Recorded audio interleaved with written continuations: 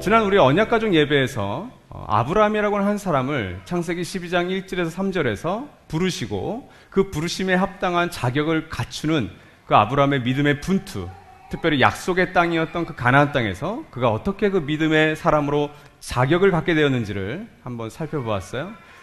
여러분, 이 아브라함을 하나님께서는 하나님 나라의 부르심에 통해서 하나님 나라 운동원으로 삼아주시고 그 자격에 합당한 훈련들을 해가십니다. 특별히 땅과 자녀에 대한 약속을 주신 후에 아브라함은 그 땅과 약속을 받고 이제서야 믿음의 분투를 하는데요. 피할 수 없는 부르심이 계속해서 이어집니다. 그 부르심이라는 것은 시험의 부르심인데 창세기 22장 1절에서 10절은 이 아브라함이 가장 결정적으로 받게 되는 시험을 우리에게 소개하고 있습니다. 우리 같이 한번 1절에서 10절까지의 말씀 같이 읽겠습니다. 시작. 이런 일이 있은 지 얼마 뒤에 하나님이 아브라함을 시험해 보시려고 그를 부르셨다. 아브라함아 하고 부르시니 아브라함은 예 여기에 있습니다 하고 대답하였다. 하나님이 말씀하셨다. 너의 아들 내가 사랑하는 외아들 이삭을 데리고 모리아 땅으로 가거라. 내가 너에게 일러주는 산에서 그를 번제물로 바쳐라.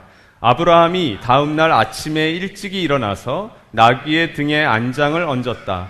그는 두 종과 아들 이삭에게도 길을 떠날 준비를 시켰다. 번제에 쓸 장작을 다 쪼개어 가지고서 그는 하나님이 그에게 말씀하신 그곳으로 길을 떠났다. 사흘 만에 아브라함은 고개를 들어서 멀리 그곳을 바라볼 수 있었다. 그는 자기 종들에게 말하였다. 내가 이 아이와 저리로 가서 예배를 드리고 너희에게로 함께 돌아올 터이니 그동안 너희는 나귀와 함께 여기에서 기다리고 있거라. 아브라함은 번제에 쓸 장작을 아들 이삭에게 지우고 자신은 불과 칼을 챙긴 다음에 두 사람은 함께 걸었다. 이삭이 그의 아버지 아브라함에게 말하였다. 그가 아버지 하고 부르자 아브라함이 얘야 왜 그러느냐 하고 대답하였다. 이삭이 물었다.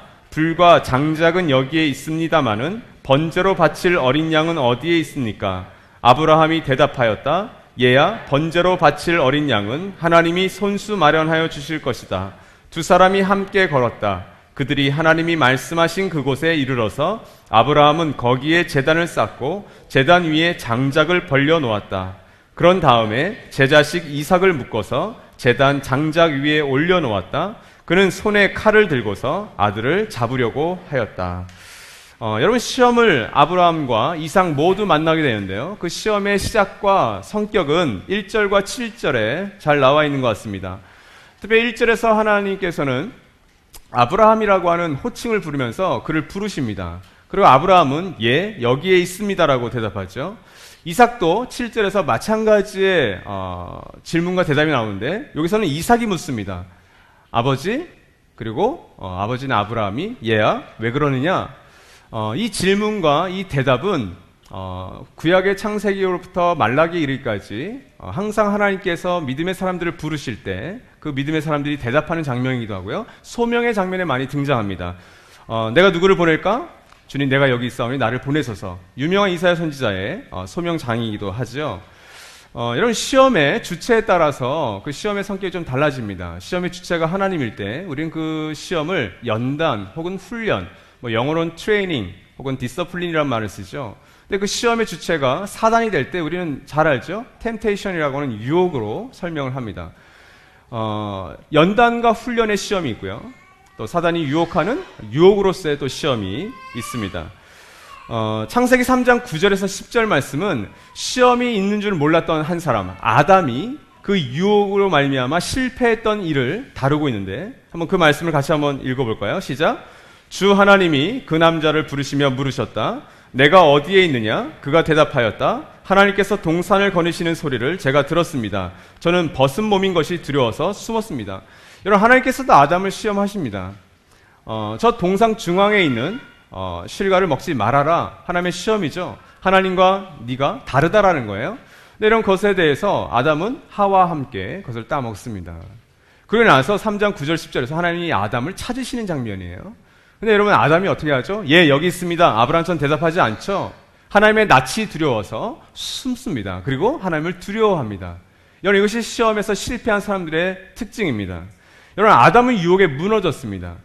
시험의 결과를 알려주기 위함이었는데 결국 이 아담은 하나님의 낯을 두려워하고 하나님께로서 숨어버리죠. 여러분, 시험이 없거나 혹은 시험이 끝난 것을 모르는 사람들은 비극입니다. 그러나 시험이 있다라는 것을 여기 있습니다라고 시작하는 사람들은 여러분 달라집니다. 여러분, 아브라함과 이삭이 받던 시험의 내용이 무엇입니까? 2절과 7절 말씀을 보면 아브라함이 내가 사랑하는 외아들 이삭을 데리고 모리아 땅으로 가거라. 내가 너에게 일러주는 산에서 그를 번제물로 바쳐라. 말도 안 되는 시험입니다.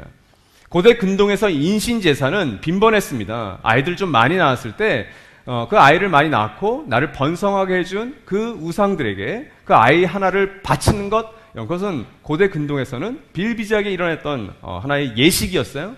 근데 여러분, 여호와 하나님의 제사는 인신제사가 없습니다. 항상 동물을 바치는 거였고요. 사람을 바치는 제사는 없어요. 근데 아들인 이삭을 바치라고 합니다. 여러분, 이 22장의 시험은 이삭에 대한 시험의 내용이잖아요. 근데 여러분, 12장의 시험은 무슨 시험이었습니까? 그 내용은 약속의 땅과 관련된 시험이었어요. 그래서 이렇게 얘기하죠. 12장 1절은 내가 살고 있는 땅과 내가 난 곳과 너의 아버지의 집을 떠나서 내가 보여주는 땅으로 가라. 이것이 여러분 약속의 땅에 대한 시험의 내용이었고요. 22장은 약속의 자녀에 대한, 거의 문장이 비슷하죠. 너의 아들을 데리고 내가 지시하는 모리아 땅으로 가서 번제물로 바쳐라. 창세기 22장 시험의 내용은 약속의 자녀인 아들을 바치라는 겁니다. 여러분, 이삭은 또 누굽니까? 이삭의 시험의 내용은 자신이 죽는 거예요. 여러분, 이삭이 누구입니까? 약속의 자녀입니다. 창세기 15장 5절 6절 말씀입니다. 주님께서 아브라함을 데리고 바깥으로 나가서 말씀하셨다. 하늘을 쳐다보아라. 내가 셀 수 있거든. 저 별처럼 별들을 세어보아라. 그리고는 주님께서 아브라함에게 말씀하셨다. 너의 자손이 저 별처럼 많아질 것이다. 여러분, 아브라함의 일대기를 우리가 잠시 언가에서 살펴봤지만 아브라함은 원래 자신의 후손을 자신의 종이었던 엘리에셀이라고 생각했어요. 그래서 하나님, 이 엘리에셀이 저의 후사가 될 것입니다. 이 엘리에셀이 복 주세요. 그때 하나님께서 아니야. 내가 너를 바다의 모래처럼 저 하늘의 별처럼 많아지게 할 건데 너에게서 후손이 나올 거야. 그래서 그 약속을 믿고 세월을 살다가 아브라함이 어떻게 하죠? 자신의 아내 몸종이었던 하갈을 통해서 이스마엘이라는 아들을 낳습니다. 기독교와 우리 이슬람교의 굉장히 분수령이 되는 사건이죠. 결국 여러분, 그 이스마엘을 낳고 한 14년 동안 이스마엘이 나의 후손이 되겠구나, 후세가 되겠구나, 나의 자손이겠구나. 근데 하나님께서 내년에 너가 아들을 낳을 거야. 그래서 100세 이삭을 낳습니다. 여러분, 이삭은 하나님께서 약속해 주신 자녀예요. 근데 그 이삭을 모리아 땅으로 데려가서 번제물로 바쳐라. 여러분, 이것이 이삭이 받았던 시험의 내용이었습니다. 여러분, 6절 말씀이, 15장 6절 말씀이 그래서 아브라함이 주님을 믿으니 주님께서는 아브라함의 그런 믿음을 의로 여기셨다. 그러니까 아브라함의 아브라함의 믿음을 송두리째 지금 흔들어 버리시는 거죠. 여러분, 이삭의 시험은 자신이 번제물이 되신 거였죠. 결국 여러분, 이삭과 아브라함이 두 사람이 그 시험을 어떤 결과를 받아들입니까? 그 시험의 결과가 3절에서 6절, 8절, 10절에 잘 나와 있습니다. 특별히 아브라함의 모습을 보면 3절에서 아침 일찍 일어나 이렇게 되어 있죠. 그래서 말씀하신 그곳으로 길을 떠났다 이렇게 되어 있습니다. 그래서 많은 우리 목사님들도 그런 말씀을 하셨어요. 약간 우스갯소리기도 하지만 왜 아브라함이 아침 일찍 이렇게 떠났을까? 그래서 여러분, 3일 길을 갑니다. 모리아 땅이 가까운 곳이 아니었어요. 그래서 많은 분들이 이런 얘기 하죠. 사라에게 들키지 않기 위해서.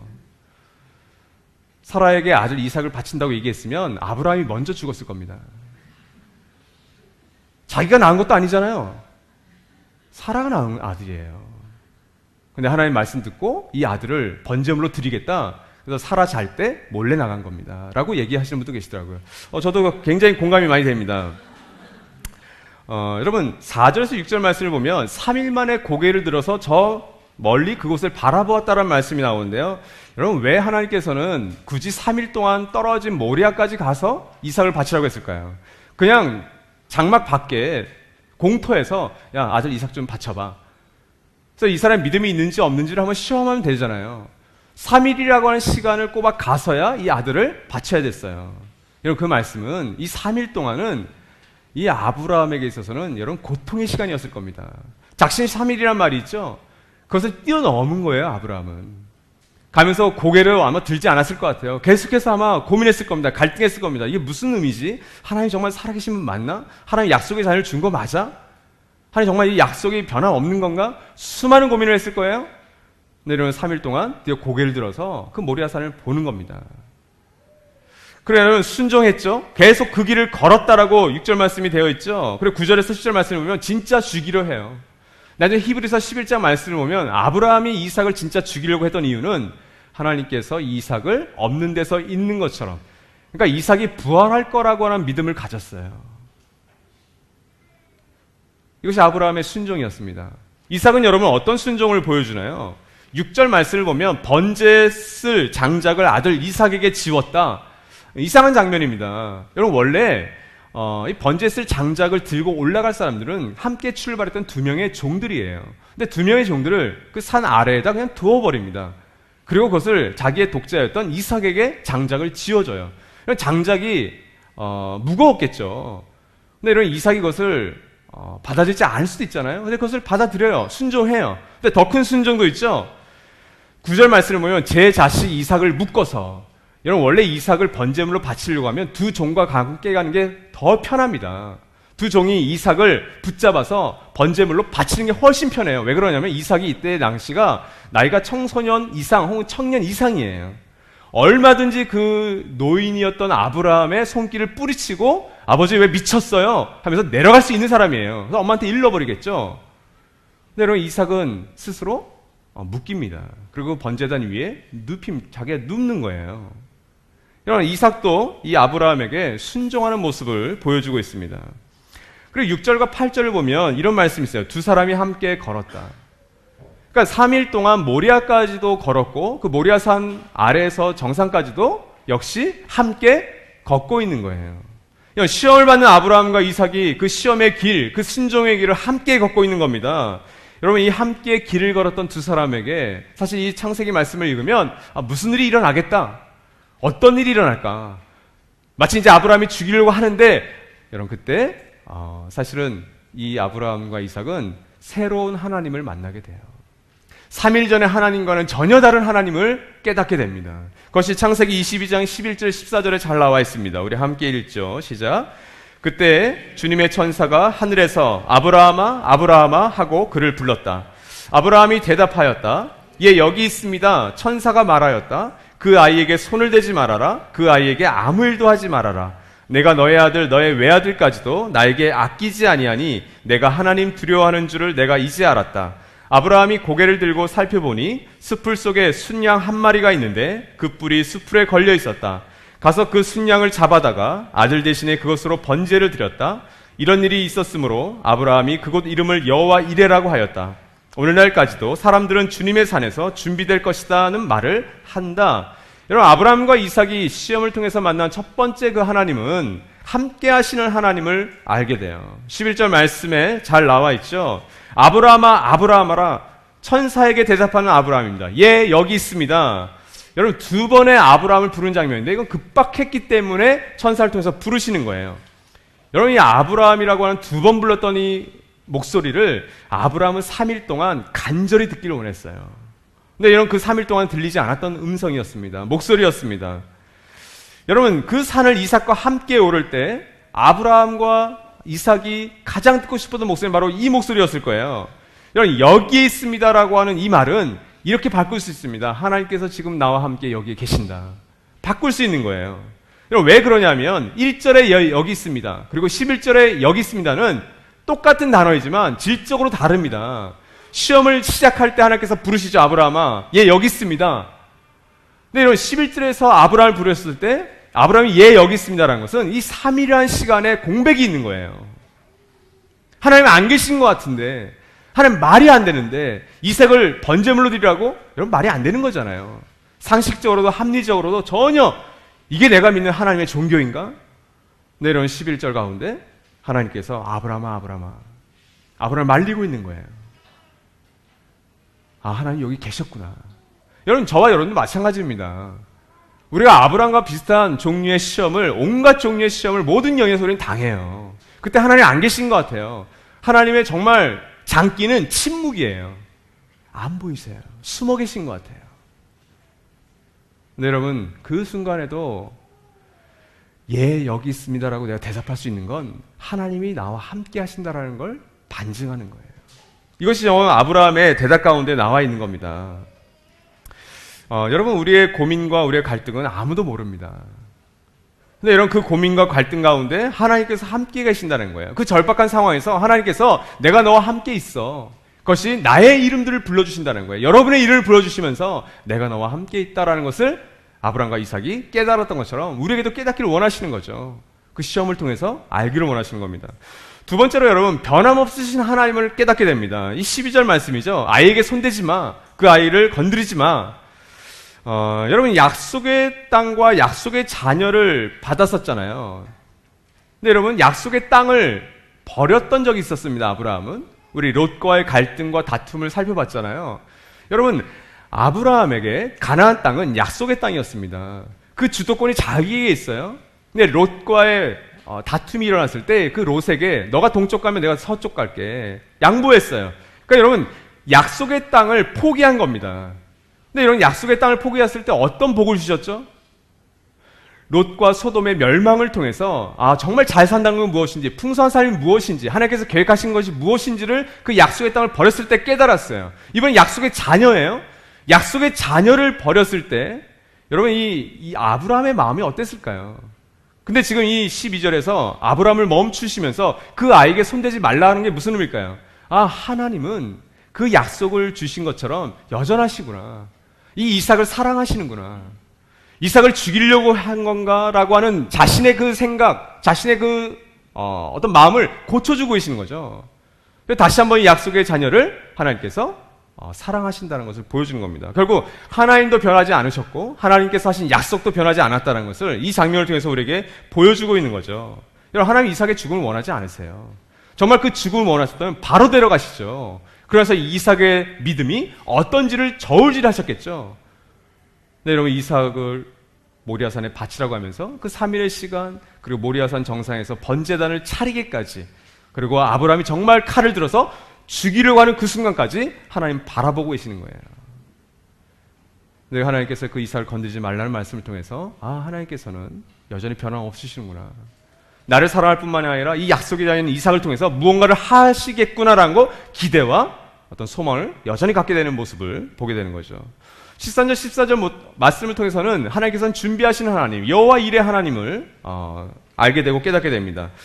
여러분, 오늘 번제로 드릴 어린 양은 원래 이삭이었습니다. 그런데 그 이삭이 순양으로 바꾸어 버리죠. 수풀에 걸린 순양을 번제물로 바치는 장면이 13절 14절입니다. 근데 여러분, 여기서 여호와 일에 하나님께서 준비하신다. 교회 생활 오래 하신 분들은 익히 알고 있는 단어겠죠. 근데 여러분, 여기서 재밌지 않습니까? 갑자기 하나님의 이 어린 양이, 이 순양이 하늘에서 뚝 떨어진 게 아니에요. 그럼 그 순양 다리 부러지고 몸 성치 않았을 거예요. 여러분, 신기하지 않습니까? 3일 동안 걸어왔어요. 함께 길을 왔어요. 그리고 모리아산까지 올라왔어요. 번제단까지 왔어요. 근데 여러분, 고개를 들어서 보니까 수풀에 순양이 뿔에 걸려 있는 겁니다. 여러분, 이 모습을 통해서 창세 기자는 준비하신 하나님 여호와 일을 얘기하고 있어요. 여러분, 우리 삶에 적용해 보시면 어떨까요? 번제로 드릴 양을 제외하고는 모든 장작, 칼, 모든 것들, 나귀들을 아브라함이 준비합니다. 근데 여러분, 이 번제로 드리는 제사에서 가장 핵심적인 것, 번제물은 하나님께서만 준비하실 수 있어요. 하나님 준비하지 않으셨으면 이삭을 드렸어야 됩니다. 인신제사를 했어야만 해요. 근데 하나님께서 이삭 대신에 이 순양을 준비하십니다. 여러분, 우리의 삶 속에서 이런 일이 일어나죠. 내 인생의 굴곡에 낮은 계곡을 걸어갈 때, 골짜기를 걸어갈 때, 여러분, 나의 속도는 지금 당장 하나님이 응답하시는 거예요.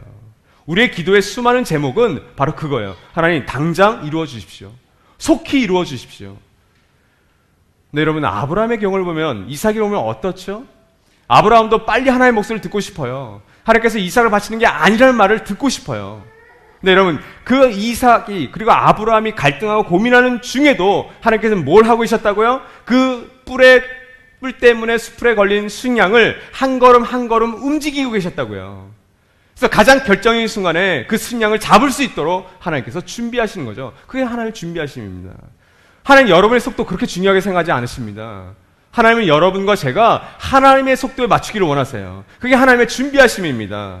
여러분, 일상의 평범한 삶 속에서도 때로는 나의 결정적인, 그래서 하나님 급히 역사하셔야 되는 그 순간에서도 하나님은 각자의 여호와의 이레로 하나님의 속도로 움직이시는 분이십니다. 여러분, 하나님께서는 이미 임한 하나님 나라를 받아들인 당신의 백성들, 하나님 나라의 운동원들이 이런 시험과 이런 순종을 통해서 성장하고 성숙하기를 원하세요. 그의 인격과 그의 영성과 그의 성품에서 성장하기를 원하세요. 근데 여러분, 하나님 나라 운동원답게 성장해 갈 때 기억해야 할 것이 있는데, 그것이 오늘 말씀 22장 15절에서 24절 마지막 말씀에 좀 잘 나와 있다고 봅니다. 우리 같이 한번 말씀을 읽죠. 시작. 주님의 천사가 하늘에서 두 번째로 아브라함을 불러서 말하였다. 주님의 말씀이다. 내가 친히 맹세한다. 내가 이렇게 너의 아들까지 너의 외아들까지 아끼지 않았으니 내가 반드시 너에게 큰 복을 주며 너의 자손이 크게 불어나서 하늘의 별처럼 바닷가의 모래처럼 많아지게 하겠다. 너의 자손은 원수의 성을 차지할 것이다. 내가 나에게 복종하였으니 세상 모든 민족이 내 자손의 덕을 입어서 복을 받게 될 것이다. 아브라함이 그의 종들에게로 돌아왔다. 그들은 브엘세바 쪽으로 길을 떠났다. 아브라함은 브엘세바에서 살았다. 이런 일이 있은 지 얼마 뒤에 아브라함은 밀가가 자식들을 낳았다는 말을 들었다. 밀가와 아브라함의 동생 나홀 사이에 아들들이 태어났는데 맏아들은 우스이고 그 아래로 부스와 아람의 아버지 그무엘과 게색과 하소와 빌다스와 이들랍과 부두엘과 같은 동생들이 태어났다. 부두엘은 리브가의 아버지이다. 이 8형제는 아브라함의 동생 나홀과 그 아내 밀가 사이에서 태어났다. 나홀의 첩 루마도 데바와 가함과 다하스와 마아가 등 4형제를 낳았다. 여러분, 첫 번째로 기억할 것은 운동원으로 성장할 수 있는 원동력이 오늘 15절, 16절 말씀에 잘 나와 있습니다. 오늘 말씀의 제목이기도 한 너의 아들을 아끼지 않았다라고 하는 구절. 여러분, 순종입니다. 여러분에게 물을 수 있겠죠. 여러분의 아들은 무엇입니까? 하나님께서 여러분에게 가져오라고 하는 그 번제물, 하나님께서 여러분에게 가져오란 그 아들은 여러분 무엇일까요? 이삭을 바치는 것이 여러분 아브라함의 삶을 파괴하는 거죠. 맞죠? 여러분이 정말 소중히 여기는 것을 나에게 가져와라? 하나님께 드려라? 이런 건 여러분의 삶을 파괴하는 것 같죠. 아브라함도 마찬가지입니다. 근데 여러분, 하나님의 입장에서는 그 아브라함의 자손이었던 이삭을 하나님께 번제로 드리는 게 아브라함의 삶을 완전하게 그리고 온전하게 하는 것이었습니다. 그것이 하나님의 계획이었습니다. 여러분, 왜 그러냐면 아브라함이 만약 하나님의 선물이었던 이 이삭에 집착하고 있다면 그 집착하고 있는 이삭으로 말미암아 이 아브라함은 풍성한 삶을 누리지 못했을 거예요. 그 이삭에게 집착하느라 그가 지냈던 브엘사바에서 선한 영향력을 미치지 못했을 수도 있습니다. 여러분, 예수님과 제자들도 마찬가지입니다. 예수는 누구십니까? 하나님께서 자신의 사랑하는 아들을 죽기까지 내어주신 거예요. 그러니까 하나님에게 있어서 번제물은 예수 그리스도였습니다. 그래서 여러분, 제자들이 그 예수 그리스도의 십자가와 부활의 사건을 통해서 그 제자들이 깨달았던 게 뭐예요? 하나님께서는 당신의 아들을 아끼지 않았구나. 여러분, 그 하나님의 사랑을 보고 십자가의 영광을 보고 제자들은 제자 공동체로 살아갔던 겁니다. 크리스찬으로 살아가신 거예요. 초대교회 공동체로 살아간 겁니다. 자신들의 아들을 아끼지 않았습니다. 여러분, 우리가 아끼는 그 어떤 것이라도 자기 중심성이라고 하는 자석에 딱 달라붙어 있으면 그 자기 중심성에 붙어 있는 내 시간, 내 돈, 내 물질, 내 에너지, 내 감정, 내 관계로 말미암아 여러분의 삶은 쪼그라들기 쉽습니다. 그렇지 않아요, 여러분? 내가 내 아이에 대해서 욕심이 있어요. 여러분, 10년, 20년 후에 내 욕심이었던 그 아이로 인해서 여러분의 삶이 굉장히 비극적으로 변할 수도 있습니다. 내가 돈에 욕심이 있어요. 여러분, 그 욕심을 부리는 그 돈이 여러분의 삶을 풍성하게 해줄 수 있을 것 같아요? 못합니다, 여러분. 그 어떤 것도 마찬가지입니다. 그런데 여러분, 하나님 중심이라고 하는 그 자석에 붙어있는 나의 것들은 마치 아브라함의 케이스죠. 아브라함 여러분 정말 이삭을 하나님께 드리려고 했던 사람이에요.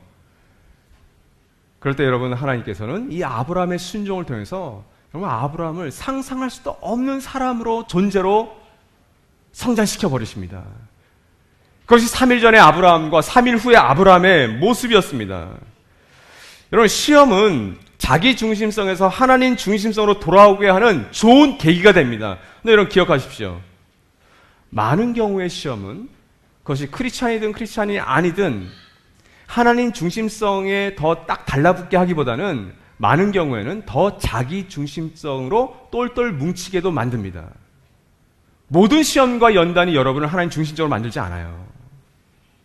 목회자여도 어떤 교회의 성도들이어도 그 시험과 연단과 어려움을 통해서 때로는 더 자기 중심적으로 하나님 이건 안 돼요라고 더 자기 중심성으로 딱 달라붙어 있는 케이스가 훨씬 더 많다라는 겁니다.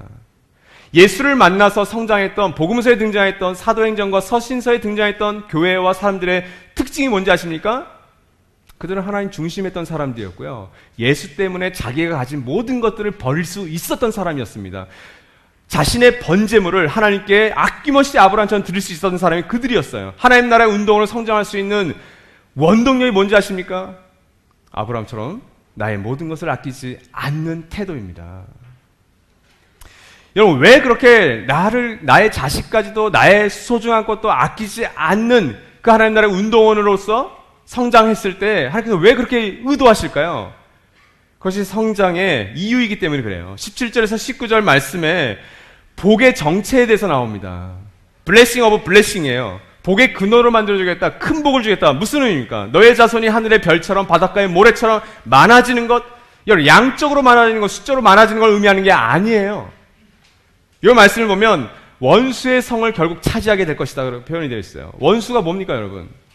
여러분으로 하여금 하나님 나라 운동이 되지 못하게끔 하는 것, 여러분으로 하여금 풍성한 삶을 누리지 못하게 하는 것, 여러분으로 하여금 가정 안에서, 가정교회 안에서, 교회 안에서 분열을 일으키고 하나가 되지 못하게 하는 것들이 악한 세력입니다. 사단이라고도 할 수 있겠죠. 근데 여러분, 원수의 성을 차지하는 게 뭐예요?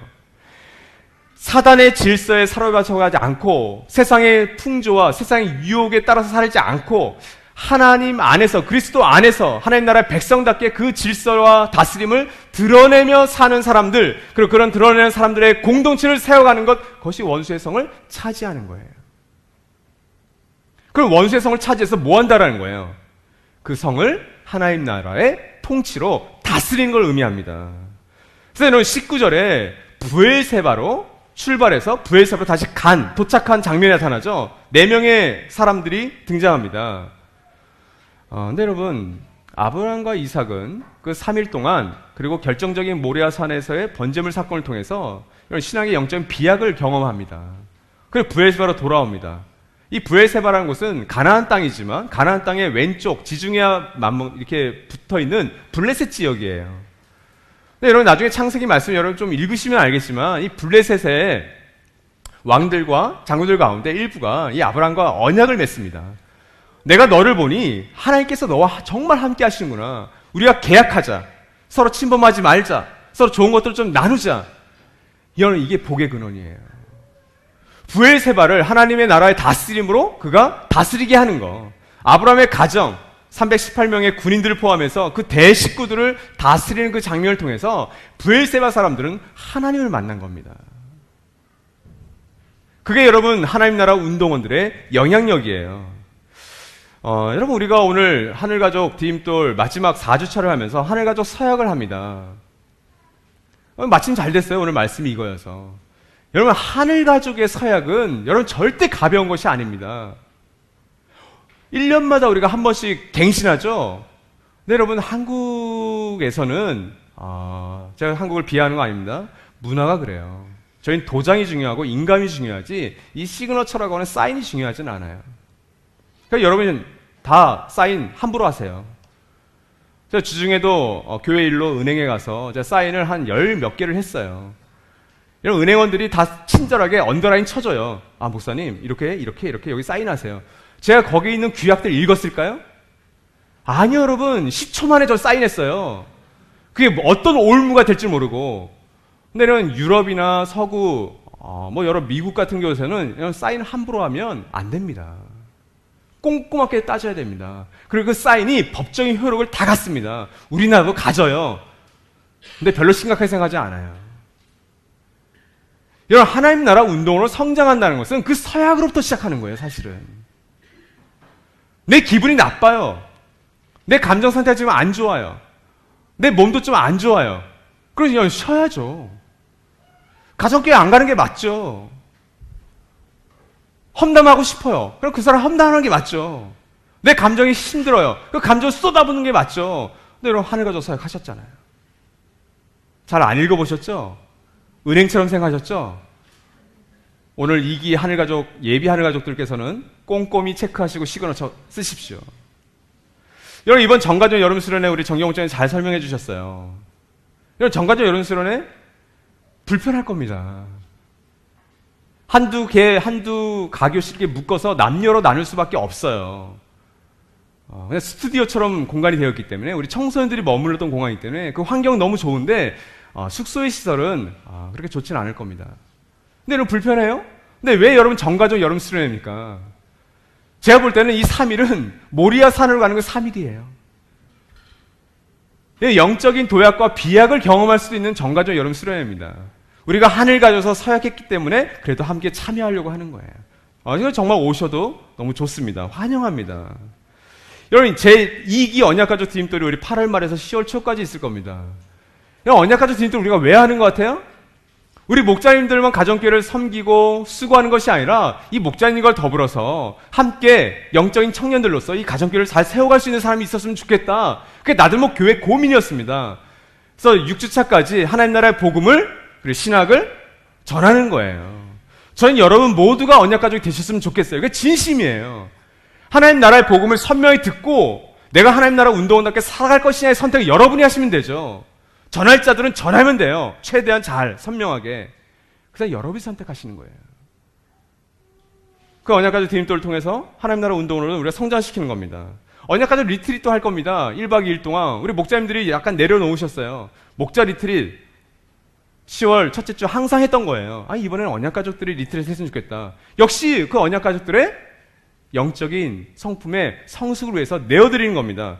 헌신가족 드림돌이 10월 중순부터 11월 말까지 있습니다. 우리 목자님들이 되는 과정이에요.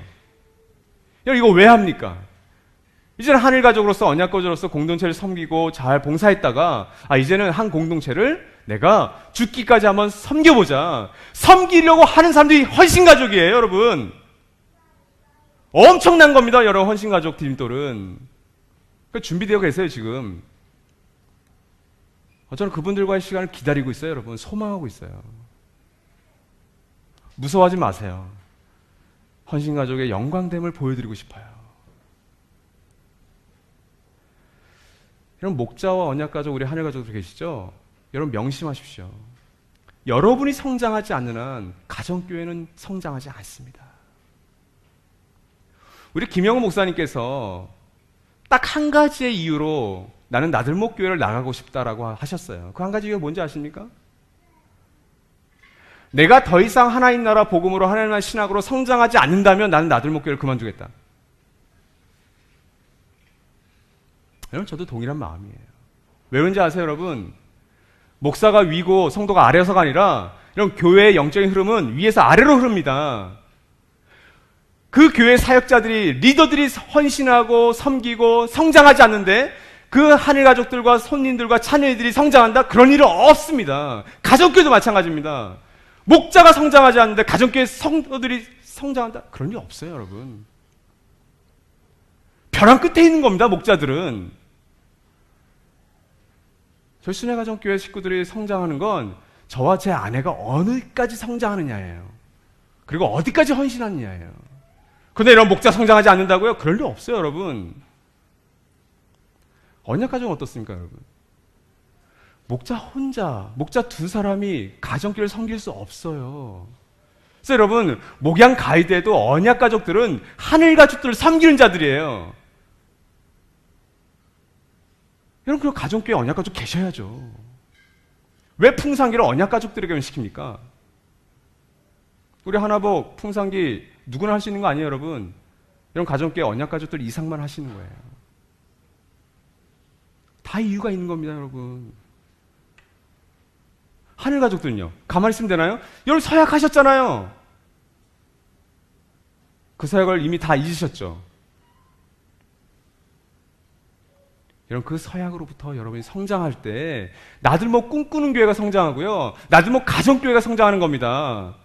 그런 거 없이 우리가 하나님 나라 운동원답게 성장하는 거 없이 꿈꾸는 교회가 예배 인원이 많아진다. 뭐 요즘 예배 인원이 많아진대요. 그게 즐거운 일입니까? 비만해지는 건데. 경고죠, 하나님의. 여러분이 성장할 수 있는, 제가 성장할 수 있는 여러 통로들이 있습니다. 그 통로를 이용하십시오. 지난주에 우리 풍성한 삶의 기초, 여러분 그것은 우리의 특권입니다. 나들목교의 특권이에요, 여러분. 여러분이 성장하지 않으면 여러분 하나님의 복의 근원이 사라지는 거예요. 우리에게 주어진 브엘세바가 하나님의 나라의 다스림과 질서를 못 보는 겁니다. 여러분의 가정교회가 브엘세바 속에 들어가 있는 거예요. 블레셋 지역에 들어가 있는 거예요. 근데 거기서 하나님 나라 운동원으로 그리고 가정교회가 성장하지 않으면 그냥 그 브엘세바 하나님 나라는 드러나지 않겠죠. 하나님의 계획을 무시하는 겁니다. 마지막으로 여러분, 운동원에서 운동으로의 계승을 기억하십시오. 20절에서 24절 말씀은 일종의 부록입니다. 사실 이 아브라함의 이야기와 전 상관없는 것 같죠. 근데 이런 밀접하게 상관이 있습니다. 사실 이 아브라함의 아들이었던 이삭, 그리고 이삭의 아들이었던 야곱과 관련되어 있는 이야기예요. 이 나홀과 밀가의 아들들이, 그리고 손자들이. 왜 그러냐면 여기 나홀의 아들 가운데 부드엘의 남자가 등장합니다. 이 부드엘의 아들이 라반이고요. 딸이 리브가예요. 이 리브가가 이삭의 남편 아닙니까? 아내죠. 그리고 그 이삭의 아들이었던 야곱의 또 아내를 만나는 게 이 라반의 또 딸 가운데 만나게 돼요. 그러니까 다 연결이 되는, 그걸 보여주려고 하는 거예요. 그래서 라울의 아들도 12명이에요. 나중에 야곱의 아들도 12명이죠. 이거 지금 대조하려고 사실은 이게 짧은 부록으로 나와 있는 겁니다. 근데 여러분, 뭐가 중요합니까? 이 나홀의 족보를 보면 여러분, 그냥 순탄해요. 아들 12를 낳는데 어려움이 없어요. 여러분, 이게 세상의 원리예요. 하나님 나라의 운동을 산다는 건 뭔지 아십니까? 아브라함은 이삭 한 명 낳고자, 그리고 낳고 나서도 이 한 명 때문에 지금 씨름하고 있어요. 이게 여러분 운동원의 계승의 중요한 점입니다. 하나님 나라의 운동을 성당한다는 건 여러분 이 싸움이에요. 이런 나홀의 이 자식들 많은 것, 나홀의 순탄한 삶이 부러우세요? 나홀은 정말 잘 살았어요. 나홀은 아버지 데라가 있었던 하란, 밧단 아람에 그냥 머물러서 안주했던 사람입니다. 약속의 땅 그에겐 필요 없었어요. 약속의 땅에서 아브람과 조카 롯은 갔잖아요. 근데 이 나홀은 그냥 머뭅니다. 약속의 자녀를 고작 한 명 봤는데 25년 동안 스트러글해요. 싸워요. 근데 그 아들 낳았는데 또 수십 년 후에 바치래요. 이게 하나님 나라 운동원의 성장의 전부예요, 여러분. 그러니까 여러분이 하나님 나라 운동을 성장한다는 건 뭔지 아십니까? 그 하나 때문에. 세상에 그냥 상식인데, 이렇게 아이 낳고 이렇게 나홀의 족보처럼 되는 게 상식인데, 그 한 명 때문에 씨름하는 게 하나님 나라 운동원의 성장의 비결이에요. 그리고 여러분, 이것이 어떻게 계승되는지 아십니까? 저희 순회가정교회를 예를 들게요. 저와 제 아내가 목자로서 우리 가족들 앞에서 어떤 신앙적인 부분에서 저희가 양보하죠. 귀신같이 합니다. 에이, 목자님들 그렇게 사네. 그런 순간 끝난 거예요. 저의 권위는 대표 목사여서의 권위가 있는 게 아니라, 목자 임명패를 받아서 권위가 있는 게 아니라 바로 그것 때문에 권위를 잃어버리는 겁니다. 근데 여러분, 제 아내와 제가 목자로서, 이거 대표 목사로서 아니에요. 뭐 그 사람이 저를 거기서 대표 목사를 보겠어요? 그냥 목자로 보는 거예요. 우리 목자님이 섬기는 거에 있어서, 그 재정에 있어서, 그리고 아이들과의 관계에 있어서, 그리고 우리 가족들과의 관계에 있어서 이것만큼은 용납하지 않으시는구나. 예, 그걸 보여주셔야 돼요. 그럼 된 거예요, 여러분. 그러면 MT를 가도 여러분 즐겁고요. 같이 영화를 보러 가도 즐겁고요. 그 다음에 야구를 해도 즐거운 거예요. 여러분, 목자로서 양보 못할 게 뭐가 있습니까? 예배죠. 예배는 양보 못하는 거예요. 그럼 많은 부분들에 있어서 양보 못하는 것들이 있어요. 그걸 보여주는 거죠. 여러분, 우리 자녀들이 뭘 보는지 아십니까? 바로 그거 보는 거예요. 우리 어머니, 우리 아버지를 여러분 재요. 여러분 옆에 있는 여러분 지인들, 가족들이 여러분을 잰다고요. 그래서 이걸 넘어가는지 안 넘어가는지를 귀신같이 알아요. 그래서 한 번 넘어가죠. 그럼 다음에도 넘어갈 수 있는 빌미를 주시는 거예요. 자녀들도 귀신같이 합니다. 그래서 여러분 때로는 자녀들을 여러분 잡으세요. 온유한 사랑으로 잡으세요. 말씀으로 잡으세요. 예배로도 잡으세요. 그리고 말과 행동으로 보여주십시오. 여러분 목자를 지켜보는 언약 가족들과 하늘 가족들이 계시죠? 잘 지켜보십시오. 그거 좋은 일입니다. 그리고 언약 가족을 바라보는 하늘 가족들이 계시죠? 잘 하시는 거예요. 지켜보세요. 그리고 여러분 목자님들이 언약 가족들과 하늘 가족들을 바라보고 계세요. 그리고 여러분 귀신 같은 눈으로 사역자들도 바라보셔야 됩니다. 제가 우리 사역자들에게 감사한 건 딱 한 가지가 있어요. 아, 이들이 그냥 월급 받는 사람들은 아니구나. 월급 받는 사역자들 저는 같이 데리고 싶은 마음은 없어요. 근데 감사한 것은 지난 8개월 동안 함께 사역을 해가면서 그런 사역자들은 없다. 그게 너무 감사해요. 우리 목자님들에게 우리가 월급 주지 않습니다. 우리 마을지기들에게 역시 안 주죠. 근데 함께 교회를 세워가면서 보여지는 거예요. 사랑하는 여러분, 저와 여러분이 하나님 나라를 대표하는 운동원으로 성장한다면 어떤 일이 일어날까요? 누군가 여러분 자신을 알아가고 그 여러분의 가정교회에 잠시 몸담고 우리의 나들목 꿈꾸는 교회를 알아가게 될 때 저는 이랬으면 좋겠어요. 하나님께서 이 사람, 이 가정교회, 이 교회를 다스리고 계시는구나. 통치하고 계시는구나. 사랑하는 여러분, 평범한 일상 속에서 그 여러분의 아무에도 얘기하지 않는 여러분만의 고민들, 어떤 본능과의 싸움, 욕망과의 싸움, 그 여러분의 직장과 여러분의 일터, 여러분의 가정 안에서의 그 분투 가운데 하나님께서 원하시는 것은 뭐냐면 우리의 교회와 우리의 가정교회와 여러분의 가정과 이 꿈꾸는 교회를 통해서 하는 가족들을 통해서 하나님 나라의 운동원답게 계속해서 성장해 가시는 거로 여러분 하나님 초청하고 계시는 거예요. 그 초청을 위해서 여러분에게 때론 시험도 주시고요. 유혹도 허락하시고요. 여러분의 순종하는 모습을 통해서 얘가 좀 자랐네. 이제 좀 언약가족 답네. 너는 또 목자 해도 되겠다. 넌 진짜 하늘 가족이네. 여러분 그 초청에 여러분 모두가 저는 이렇게 대답했으면 좋겠어요. 그나마 그리고 그 뒤에 수많은 것들이 있겠죠. 제가 고군분투하는 것들. 그렇죠. 여기 있습니다. 오늘 이 시간도 마찬가지입니다. 하나님께서는 저와 여러분 모두에게 여러분의 이름을 부르고 계세요. 그럴 때 저와 여러분 모두가 여기 있습니다. 대답할 수 있는 저와 여러분 되시기를 소망합니다. 우리 1분 동안 들으신 말씀 우리 침묵 가운데 묵상하도록 하겠습니다.